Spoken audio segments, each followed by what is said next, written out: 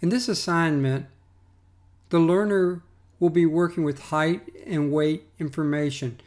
Now the learner will have to generate their own table of information of what the weight and the height of each individual is, and there needs to be at least 10 individuals used. During this assignment, which will be done in an IDE and contain no geospatial information, it is assumed that the learner will be able to classify by height and weight. And there's a listing of how that classification should be done within the written text. So, for example, if a person is a certain height and a certain weight, then what that classification of that individual should be. The more creative that the learner is on completing this assignment, the better. And it is assumed that this is going to be done using if statements that are nested together.